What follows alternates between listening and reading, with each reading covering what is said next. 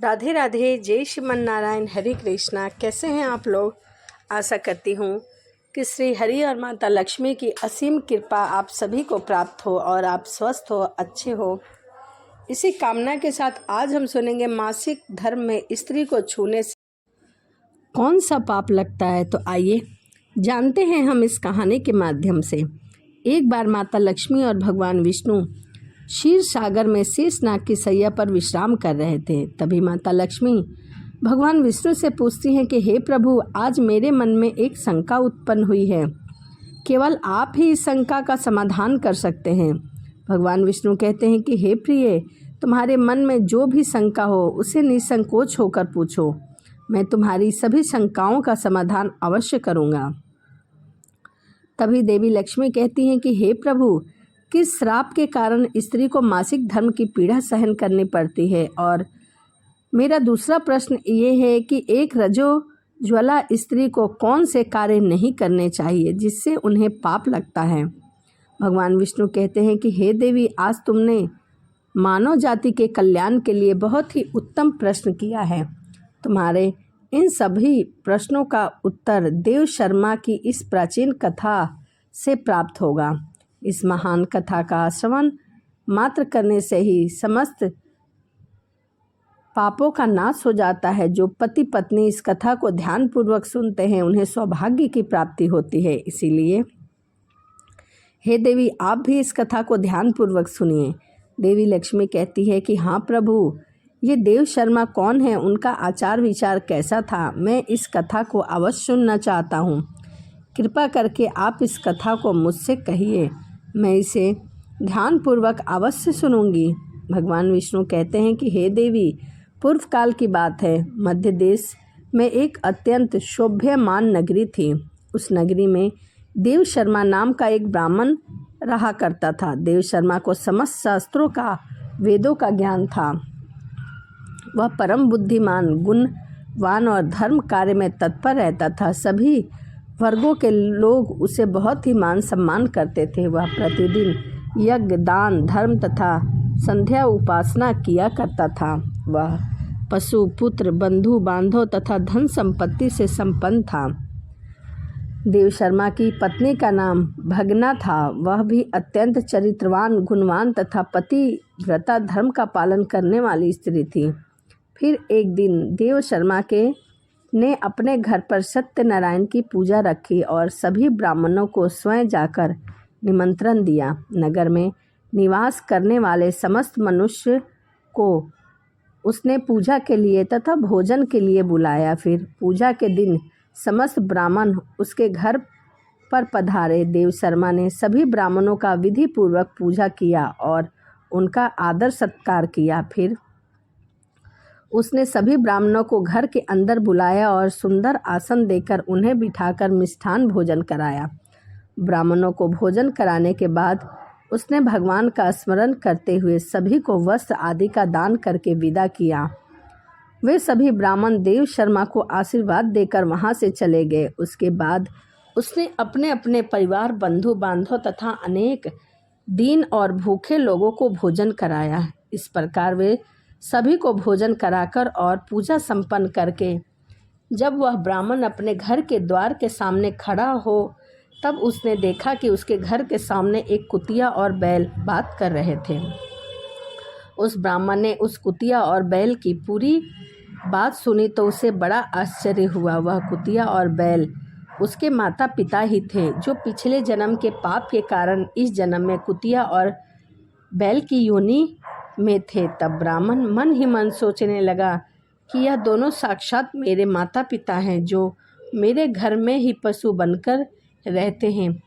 किस कारण से इन दोनों को प्राणियों का शरीर प्राप्त हुआ और इन दोनों के उद्धार के लिए मुझे ऐसा क्या करना चाहिए। इस प्रकार विचार करते हुए उस ब्राह्मण को रात भर नींद नहीं आई और वह रात भर भगवान का स्मरण करते हुए सोच विचार करने लगा। उसने सोचा, मेरे माता पिता की मुक्ति का उपाय केवल मुनि वशिष्ठ जी ही बता सकते हैं। इसीलिए सुबह होते ही देव शर्मा स्नान आदि कार्य संपन्न करके मुनि वशिष्ठ जी के आश्रम पर जा पहुंचा और आश्रम पर आते ही मुनि वशिष्ठ जी ने देव शर्मा का स्वागत किया।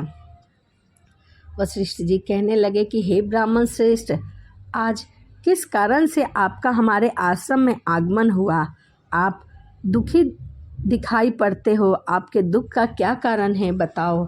देव शर्मा कहते हैं कि हे मुनिवर, आपको प्रणाम है, आपके दर्शन से आज मेरा जन्म सफल हुआ है। हे मुनीश्वर, आज मैं आपके पास एक शंका लेकर आया हूँ, कृपया आप ही मुझे इस दुख से बाहर निकाल सकते हैं। मैं अत्यंत दुखी और दुर्बल हो रहा हूँ। वशिष्ठ जी कहते हैं कि हे ब्राह्मण, दुख ना करो, तुम्हारी जो भी शंका हो निसंकोच होकर पूछो, मैं अवश्य ही तुम्हारी शंका का समाधान करूँगा। फिर देव शर्मा कहता है कि हे मुनिवर, कल मैंने अपने घर पर भगवान विष्णु का पूजा किया तथा अनेक ब्राह्मणों को भोजन कराया और विधि पूर्वक भगवान की पूजा की, सभी दान पुण्य किए, परंतु मेरे द्वार पर एक कुतिया और एक बैल आ गए।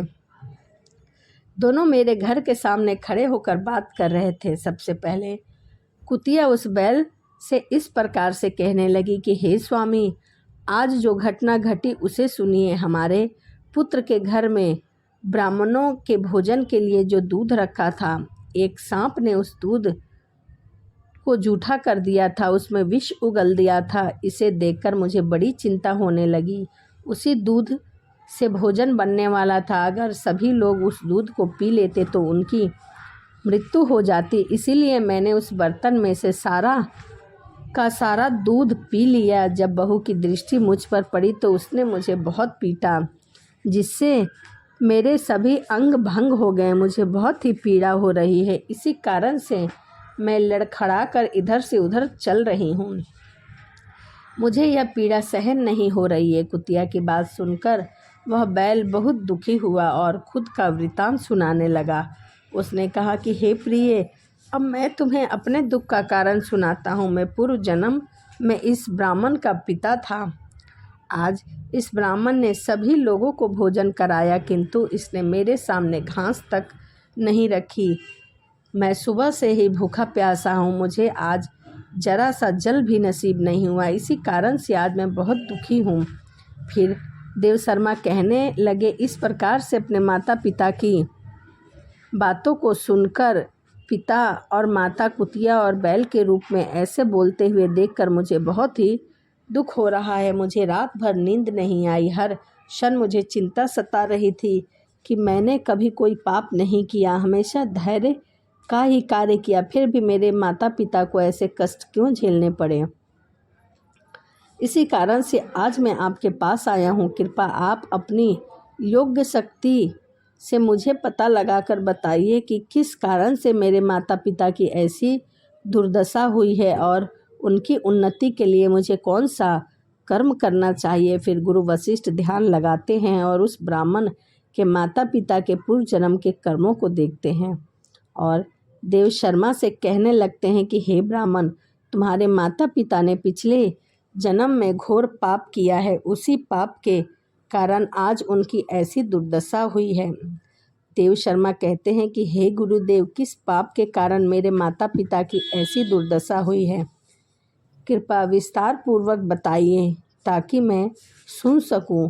फिर ऋषि वशिष्ठ जी कहते हैं कि हे ब्राह्मण देवता, ध्यान से सुनो। ये बैल जो तुम्हारे पिता हैं वह पिछले जन्म में कुंडी नगर के श्रेष्ठ ब्राह्मण थे। उन्होंने एक दिन एकादशी का व्रत करके भोजन किया था। एकादशी के दिन इनसे दान धर्म भी नहीं किया। इसके द्वार पर आई गायों को कभी भी भोजन नहीं खिलाया। इसने अपने पितरों का श्राद्ध भी विधि पूर्वक नहीं किया। तुम्हारे पिता ने पिछले जन्म में मासिक धर्म के दौरान ही तुम्हारी माता के साथ संबंध बनाया था। इसी पाप के कारण इसे इस जन्म में बैल का रूप प्राप्त हुआ है। अब तुम्हारी माता के बारे में सुनाता हूँ, ध्यान पूर्वक सुनो। तुम्हारी माता ने भी रजोज्वाला होते हुए भी भोजन बनाया। मासिक धर्म के दौरान ही इसने भगवान की पूजा की और तुलसी को जल चढ़ाया। रजोज्वाला होते हुए भी इसने भगवान को भोग लगाया। इसी कारण से इसे यह महापाप लगा है। मासिक धर्म के दौरान स्त्री 3 दिनों के लिए अपवित्र हो जाती है। मासिक धर्म के दौरान स्त्री को पूजा पाठ नहीं करना चाहिए। स्त्री को 3 दिनों में अपने बाल भी नहीं धोने चाहिए, इससे पति की आयु कम हो जाती है। मासिक धर्म के दौरान पेड़ पौधों को स्पर्श नहीं करना चाहिए। रजोज्वाला स्त्री के साथ संबंध भी नहीं बनाना चाहिए। जो पुरुष रजोज्वाला के साथ संबंध बनाता है उसे ब्रह्म हत्या का पाप लगता है। जो रजोज्वाला के वस्त्रों को स्पर्श करता है उसे भी पाप लगता है। रजोज्वाला स्त्री के शरीर में 3 दिनों तक ब्रह्म हत्या का पाप निवास करता है, जो चौथे दिन ही स्नान करके पवित्र होती है।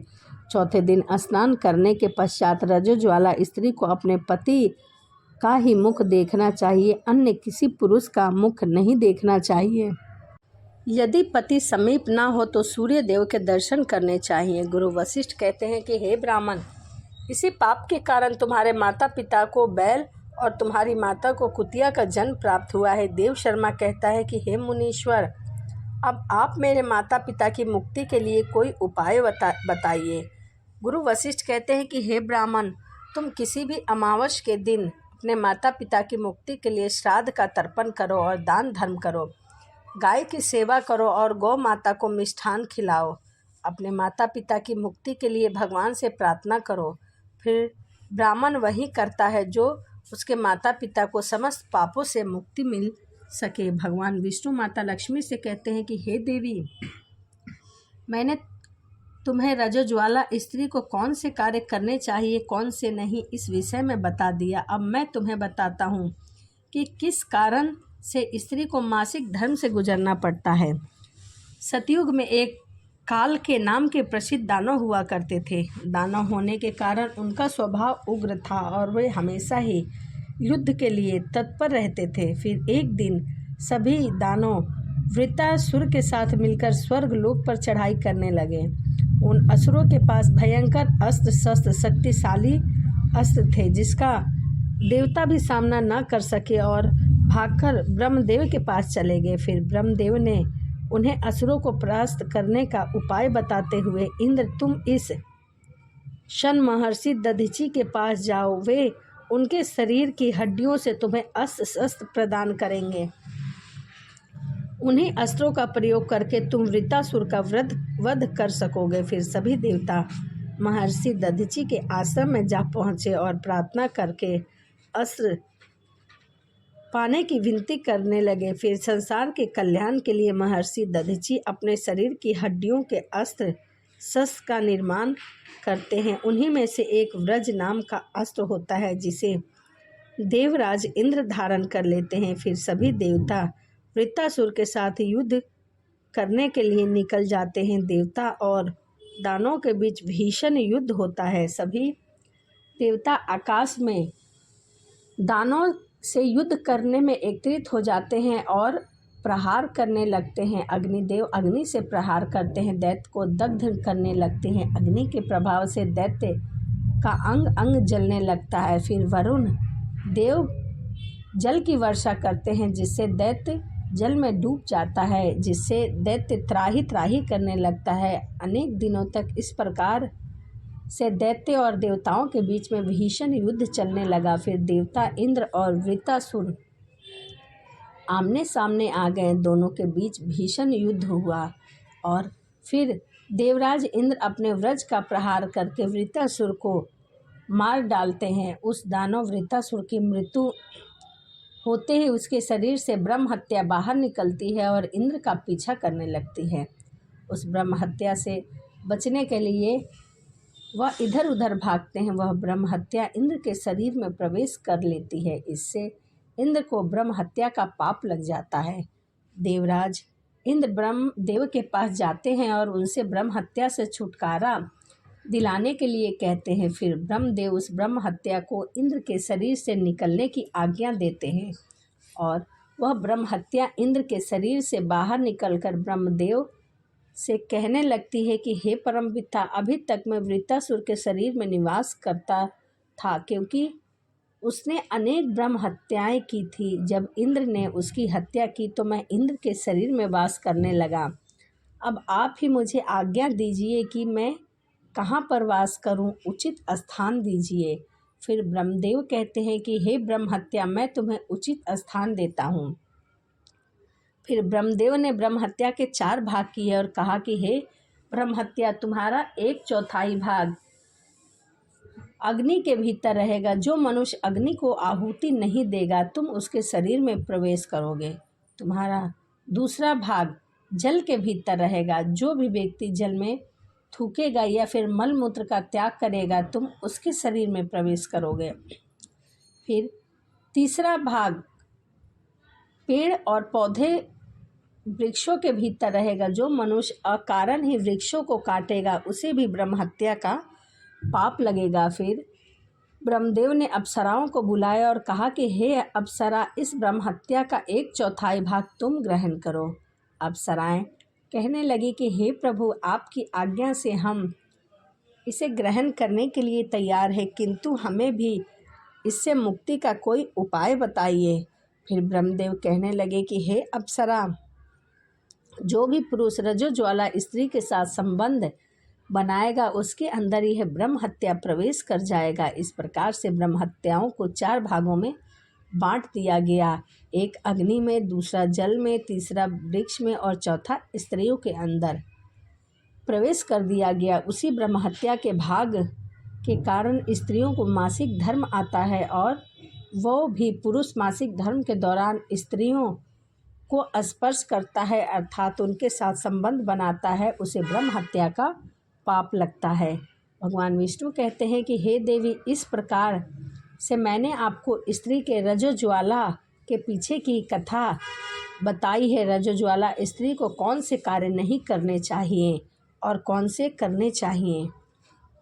तभी माता लक्ष्मी कहती है कि हाँ प्रभु, मेरे सभी प्रश्नों के उत्तर मुझे मिल गए हैं। तो यह कथा थी मासिक धर्म के ऊपर। वीडियो आपको कैसी लगी है ज़रूर बताइएगा। और इस वीडियो में मैंने आपको बताया है कि हमें मासिक धर्म के दौरान क्या करना चाहिए, क्या नहीं करना चाहिए। और इस वीडियो से हमें यही सीख मिलती है कि मासिक धर्म में हमें पूजा पाठ नहीं करना चाहिए, किसी भी पुरुष के संपर्क में नहीं जाना चाहिए और हमें तुलसी के वृक्ष में या फिर किसी भी वृक्ष में जल या पानी नहीं डालना चाहिए। तो चलिए इसी के साथ वीडियो को समाप्त करते हैं और मिलते हैं अगली वीडियो में। वीडियो आपको अच्छी लगी हो तो चैनल को लाइक और सब्सक्राइब ज़रूर करिएगा। तो चलिए मिलते हैं अगली वीडियो में। राधे राधे, जय श्रीमन नारायण, हरे कृष्णा।